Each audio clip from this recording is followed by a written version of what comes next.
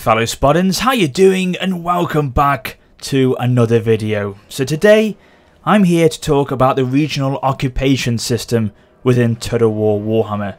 A few people have asked if I was going to make a video about this subject, as it has caused quite a stir within the community, with a lot of people understandably concerned and disgruntled about how this will play out on the game. Now, if you're not aware of what this is and essentially what it's all about, basically Creative Assembly have come out and said that factions within the game can only take certain settlements. The provinces and regions of this world are divided into holds and human settlements. Dwarves and Greenskins can occupy the holds, and everyone else can occupy the human settlements, with the exception of Chaos Warriors, who are a horde faction and don't settle at all. Inhospitable Norsca is the domain of the Norskins, and nobody can catch the settlements there, full stop. Which, having heard from a number of sources, isn't exactly true, but we'll move on to that in a little bit. So, Creative Assembly first revealed how this feature will work in a developer livestream they did at the end of last year. And as I said, it was received with very mixed feelings, and so a couple of days ago, Creative Assembly then in response asked game director Ian Roxburgh to talk about their reasoning for the decisions that were made. Therefore, in this video I'm going to go through and highlight some of the main points of what Ian discussed, and at the same time give you my thoughts and feelings on what has been told to us. So I actually knew about this mechanic when it was discussed while we were being shown the campaign map at the studios last November, and at the time I remember alarm bells began ringing in my head as I knew what a fundamental change this was from a core part of Total War that we have known and based our campaigns on for the last 15 years. And it concerned me as to how people would react to this when it was announced. And now that it has, it's not been great. And I think when Creative Assembly revealed the slogan, "Our rules have changed," when they announced Warhammer, they meant it in more ways than we may have first thought. Now, having read Ian's blog and looked at people's articles on Reddit etc, and watched various opinion videos about it on YouTube, particularly Arch Warhammer, who is not happy at all about it, and when it comes to Warhammer and its lore, he really knows his stuff. So having digested all this myself and taken time to think, I am too worried about it, and as we go through this video I'll explain exactly why. Now, I can only give you my opinions about this from the experience I have had of playing Total War games for over 13 years and knowing the mechanics and gameplay behind them, essentially knowing how they work like so many out there in the community. In terms of Warhammer and its lore, however, well, that's still very much a steep learning curve for me, and so I'm picking things up all the time in that regard. So there will be people out there who know a lot more about Warhammer than me, and will no doubt see the logic of CA's approach to what they are doing here, and will provide 100% plausible reasons behind it, much like in parts of Ian's blog. And this is why there is a mix of feelings within the community itself. Because don't get me wrong, when I get my hands on the game, hopefully if that's with preview access, I would want nothing more than to be proved wrong with this. To look at it and say, this all makes sense now. The feature plays out so much better than I thought it was going to. And really, this is the case with all of us. So far we are basing our opinions purely on speculation. Only when we physically get our hands on the game can we make the real judgment. Of course, either way, I will share my experiences with you guys on this no matter what. Now, I've confidently put my faith in Creative Assembly before. I mean, of course I have. Obviously, I've designed my entire YouTube channel around their games. So many times when concerns are being raised, they have delivered the goods in the past. Having spoken to a lot of the people who work there, visited the studios and seen what goes on behind the scenes, they generally are a passionate group who really, in a lot of ways, obviously know what they are doing. And that comforts me. And I have to remember that when scenarios like this arise. And before you comment saying, oh yes, well what about Rome 2's launch? Well yes, of course we know all about Rome 2's launch, and we know it wasn't their finest hour, but from that I feel they have learned and adapted so much to avoid problems like this arising again. I mean, of course they have, they're a business, Businesses have to do that in order to survive and grow, and that growth is certainly something that is occurring at CA currently. With all the projects that they are working on, at this particular moment, it's very, very promising indeed. So guys, of course you know me, nothing would make me happier if when the game is launched all my worries were appeased and it plays out better than I could have ever imagined. But for the moment I have to raise the concerns that I see present at this time, and I know a lot of you out there can share in these issues. Okay, so now let's take a look at some of the points that Ian makes within his blog.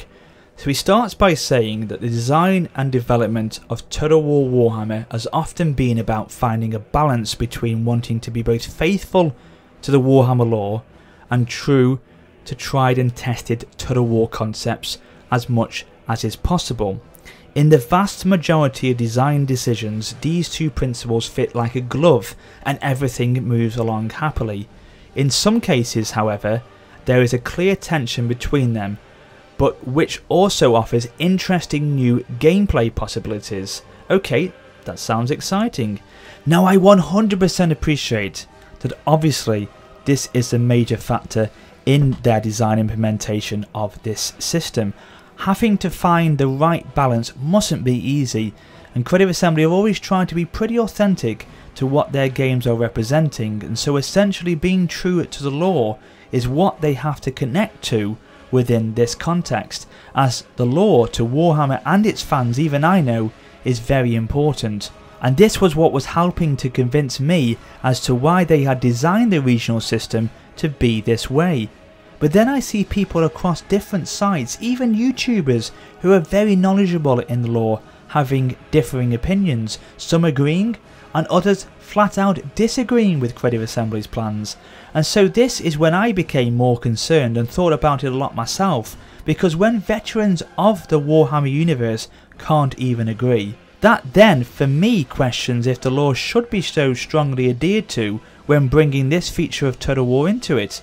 Or, as Ian says, the tried and tested Total War concepts of giving the player the choice for global domination in their campaigns, a feature that we've all come to know and love, so important that even the lore of Warhammer should make exceptions for its inclusion within the game. A lot of people say it should be down to the player's choice and preference if they want to conquer all the settlements on the map, because surely that is the true essence of a sandbox title, is it not? And okay, Creative Assembly have stated that this is going to be a different Total War to what we have seen before, and I understand that, and in a lot of ways extremely excited for it. The diversion is fantastic, it looks stunning, but when it's also different in a way that could be at the detriment of actual gameplay, variety, player freedom and replayability, that worries me. True to lore or not, that does worry me. Now you'll hear me say choice and freedom a lot in this video, because in my opinion this is what it ultimately boils down to. He then goes on to say that this certainly doesn't mean that you don't have the choices in the campaign anymore, or that your options are limited or railroaded, which so far however I feel is exactly what it will be. We are then shown Al Bickham's Vampire Counters campaign that he's playing at the moment, to which he tells us that the dark brown territories with yellow city icons are his, and that he is just over 300 turns into his campaign. Now this picture for me has a lot to say. So after 300 turns he only holds 10 cities in that small area near the bottom of the map. Is that it after 300 turns? That seems very restrictive to me. He then says, so as you can appreciate, significant parts of the world are occupiable by any given race in the first game. Well, it seems that this large expanse of land in the middle is completely barren wasteland. Okay, yes, it was caused by a Chaos Warrior invasion. However, I hope that this isn't the same course of events which will happen over and over in every campaign, where there is so much barren and abandoned parts of the map, much like the issues we had in Attila early on, where city after city was raised by the AI, and from a player and gameplay perspective this became rather dull and one-dimensional. This Warhammer map seems to have that issue being repeated again. I then quote, "Simply painting the map your colour is not always a route to victory and is arguably the least strategically interesting. But for me, this is the heart and soul of Total War, a core aspect of it. You tell a high number of veteran Total War players that, and I'm sorry, but they would beg to differ, I feel." He then states some pretty important points here. He says, "Every previous Total War game contains humans versus humans. In real world history, cities from one culture have been occupied by another culture and the populace controlled via one means or another. This is true in any given situation and with any combination of cultural differences. Ultimately, in the real world, we are all still human and have more similarities than fundamental differences. We all can coexist one way or another." I'm sorry, but that for me doesn't ring true. The Holy Land throughout human history has shown that not to be the case. The Nazis really showed that not to be the case. There has been so many examples where that would not be true. He then says, "As a result, every previous Total War game has allowed all regions to be occupied by any culture because it still fits within the bounds of our historical authenticity remit, and the whole thing makes sense. However, for Total War Warhammer and its fantasy setting, the same principles cannot be followed. However, I feel that surely because it is a fantasy setting, it should allow the game and the players less restrictions and boundaries, in all honesty, than any historical Total War that has gone before it. In Rome 2 as Sparta, for example, you could potentially conquer the whole of the known world. Did they do that in history? The ultimate law of humanity? No. But that was the beauty of Total War. It gave you the choice to create an alternate history, to mould it to how you wanted it to be, to tell your own story, and that was the essence of its sandbox lineage. Why then just strip that freedom away from the player all of a sudden with Warhammer? Ian then moves on to say, understandably, Total War fans who have played many titles may instinctively see this as sacrosanct Total War gameplay. However, when you think of the many Total War campaigns you have played over the years, what percentage of these campaigns have you truly completed to this degree? How often have you finished a campaign to the point where you have owned every region on the map? The victory conditions are indeed the very essence of the game, are always over way before that point is reached. By the time you get to the point where you're capable of taking every region on the map, it tends to become an auto-resolving slog just for the sake of completeness and to tick a box. There is no gameplay left at this point, and so we wanted to address that with more interesting gameplay in the mid and end game. Well, I bet there is quite a lot of people out there who would disagree with Ian here. I for one know a certain legend of Total War and other players like him who would definitely disapprove of that theory. Attaining the accomplishment of ultimate victory in a Total War campaign is a rewarding and very enriching experience, and for some people this is their primary reason for playing a Total War game. Surely a large portion of the community would have loved to share that same feeling again within Warhammer. For me, Creative Assembly don't have a strong enough reason to take this choice away from the player.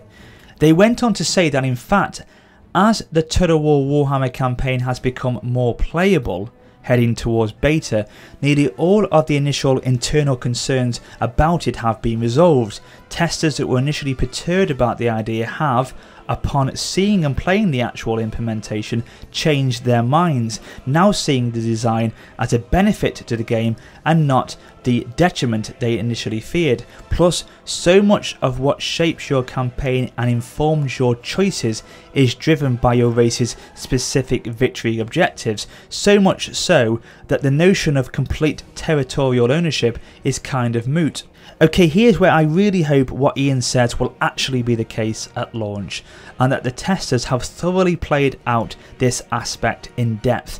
I want to see that there is enough within the game itself to keep us wanting more from Warhammer, that the level of depth and the finer details which all creators CA have been on display from what we have seen so far is at a level where the replayability and variety outweighs the limitation of the regional control. Would it appease the issue within the campaign entirely? No, not at all, but it would certainly help. One of their big features that they have mentioned about Warhammer is that they are going for a lot more depth as opposed to width with this game, and we have seen, as I say, this in parts already. The character skill and RPG development of your lords, the level of detail in the world and units, the new gameplay mechanics, the quest chains, and the whole narrative feel that it has to it, I have genuinely been very impressed with. But with us only having 4 playable factions, and 5 if you include Chaos, the same starting locations for the faction's legendary lords, and now these restrictions with what regions you can control, I am worried that it is going to be the exact opposite of what Ian said, and we are not going to have choices in the campaign anymore, and that your options are going to be limited or railroaded.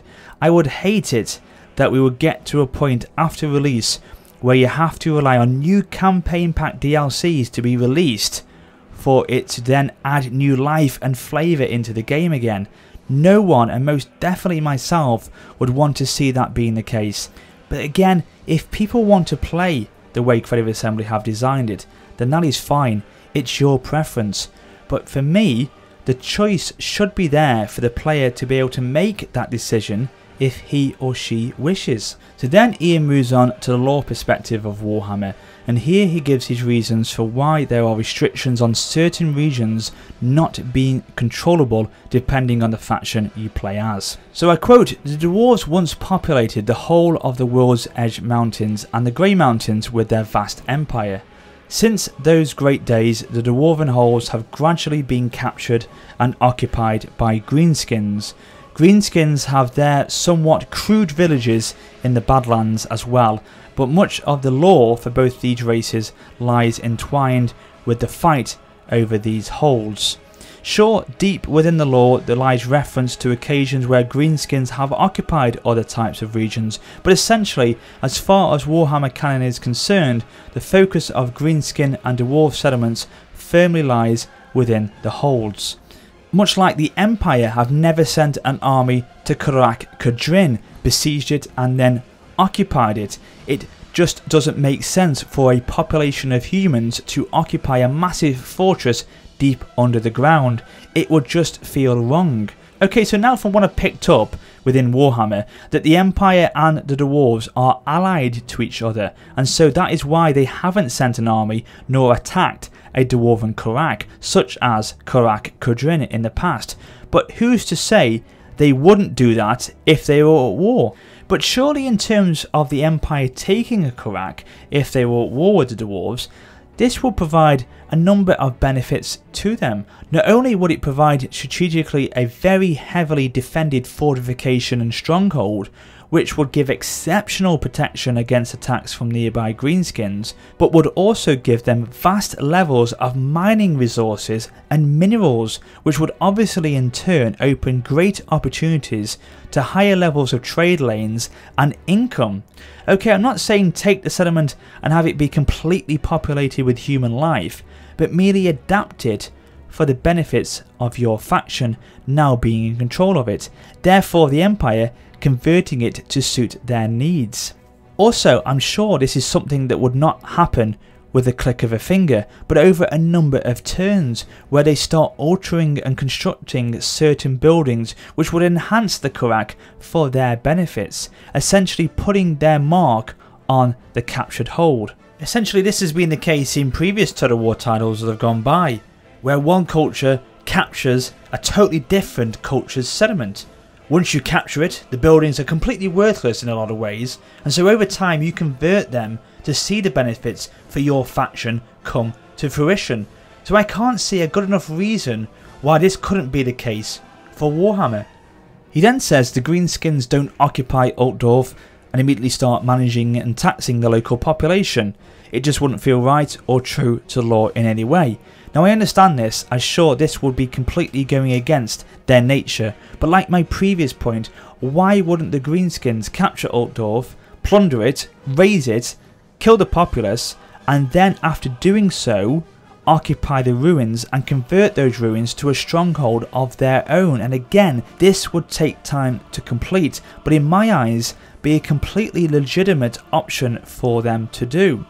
In a lot of areas of this blog, Ian relates to the lore as reasoning for why the game design is what it is. But in previous Total War games, one of the greatest and appealing features of the games is the fact that you have the power to rewrite history. Pretty awesome stuff there. So why can't we be able to rewrite the lore in Warhammer and carry on that great trend in Total War, the freedom of choice? So because the Empire never sent an army to Karak Kadrin and occupied it, means that therefore we can't control it on the game. So in the same principle, because the Carthaginians in history never conquered Rome, should that then stop the player from being able to do that and conquer it in Rome 1 or Rome 2? No, of course not. I mean, okay, people will say this is Warhammer and not an historical Total War game. Yes, I completely understand that. But with it still being a Total War game, surely the same ideals still stand. He then says the difference in choice of occupiable settlements goes a long way to ensuring that playing as any given race provides a unique and interesting set of strategic challenges and gameplay. If everyone could capture everything, this wouldn't be the case. Absolutely, I want that uniqueness in the factions, and I've mentioned it many times in the past that this has the potential to be the case. But I can't agree that capturing everything wouldn't give strategic challenges in gameplay, because for me it will give the player a lot more choice and provide the opportunity for all the campaigns you play to be a very different experience in a lot of ways. They state that the Norscan factions are not going to be occupiable in Warhammer, which, say I'm playing as a Dwarven faction, will give me no motivation to take my armies north in any shape or form. There is no reason for me to want to interact with these at all. All I can see them being is, quite frankly, a bloody nuisance for the Empire, given their nature of raiding. So that in a lot of ways is a large chunk of the northern area of the map that I wouldn't want to interact with in any way. I can understand though the Norscans not wanting to occupy foreign territories because they are a group of tribes and that is not their primary goal, but for factions like the Empire not to do it because quite frankly it's cold up there seems daft. I mean, humans have populated many of the coldest parts in this world and have been settled there for hundreds of years now. So again, for me, there is no reason for this not to be the case in Warhammer. The last section of the blog that I want to cover is where Ian shows us a screenshot of the current campaign map. It indicates to us the regions coloured according to which races and factions can own them as follows. So the black and green shaded areas in the north are Norska, the blue indicates the mountains and badlands with holds that the Greenskins and Dwarves can own, and the white areas are regions that all the other races and factions find hospitable. Now he says here that, for example, as a Greenskin player you have a number of routes out of the Badlands, but I can't see that. All I see is that for a player you can only go through the mountains, therefore allowing you to progress and conquer directly north or west in a straight line, and the rest of the map is there for raiding occasionally, thus creating in my eyes a very restrictive linear campaign that finds you conquering the same holds in the mountains and fighting the same armies and factions campaign after campaign after campaign. Allowing for the Greenskins to conquer the Empire's lands would open up the door to so many more strategical possibilities and surely make the campaigns a lot more fulfilling and satisfying. With the Empire and Vampire counts, you seem stuck to the centre of the map, with the possibility of expanding west into Bretonnia, but again you are restricted to those parts, with the mountains being non-conquerable areas for these factions. So what motivation will I have to explore areas like the World's Edge Mountains in my Empire campaign? None whatsoever really. I essentially can't do anything over in those areas of the map except to raise holds occasionally. So this, for me, is where the fundamental issue arises, not allowing the player the freedom to go and conquer wherever he or she chooses, to essentially craft their own destiny. Okay, there will be players out there like me who never get to the point of ultimate domination of the map and settle for earlier campaign victory objectives, but still the option is there for me if I wish to do it. Now I feel restricted to play a certain way and conquer a certain set of territories. Before, in previous Total Wars, I could play out multiple campaigns with the same faction but have a completely different experience with them from one campaign to the next, because I had the freedom to go wherever I wanted, to conquer whoever I wanted, and because of that choice I could find myself trading and arranging pacts with a specific group of factions in one playthrough and then be enemies with them in the next. It made it interesting, it made it that I could play out a different scenario each time. So instead of that, Warhammer seems to restrict the player to take that replayability completely away from us, limiting the experience so we find ourselves with factions playing out the same campaign again and again, going in the same direction again and again, and fighting over the same areas of the map every time. So can you see my point here, guys? I hate to have to say this because generally I am extremely supportive of Creative Assembly and their decisions, but I just can't see the advantages with their approach here. I remember thinking when I saw the campaign map, wow, this is fantastic. I can't wait to take my Empire forces deep into the War's Edge Mountains and begin to take these Dwarven Karaks from my Empire. But now I can't, because I just feel now that this is being crafted for the playstyle of certain people and not left open the choice to all of us. So there you have it, guys. I've made my opinions pretty clear on the matter, and I must admit that I did find it quite hard to make this video, as I don't like criticising Creative Assembly's work, because for the most part they have created exceptional games. And let's make one thing clear here, guys. I love this franchise and this series of games. It's given me so many years of gaming pleasure and inspired me so much that I even made a YouTube channel covering their works, and they have been very kind to me and supported me a lot over the last couple of years. But as a player and a huge fan for more than a decade, I don't want to lose that same joy and sense of freedom with Warhammer, that power which has been in our grasp before and what has been a truly great aspect of their games in the past. And that's why I have said what I have said in this video today. Am I still excited for its release? Of course I am, I can't wait. But that doesn't stop me from being concerned and discussing the matter with you guys. I just really hope there is enough depth and new additions in the other aspects of the game that are at a level where every faction and the gameplay feels unique, to then keep the player interested and make the control placed in the regional occupation somewhat of a lessening blow to us. But what it boils down to for me is the removal of choice, as I've said. A big part of what gave the Total War series the beauty we all know it to have, and what made it so great. Thanks so much as always for watching, guys, but until next time, this is Warrior Spotter for now saying farewell.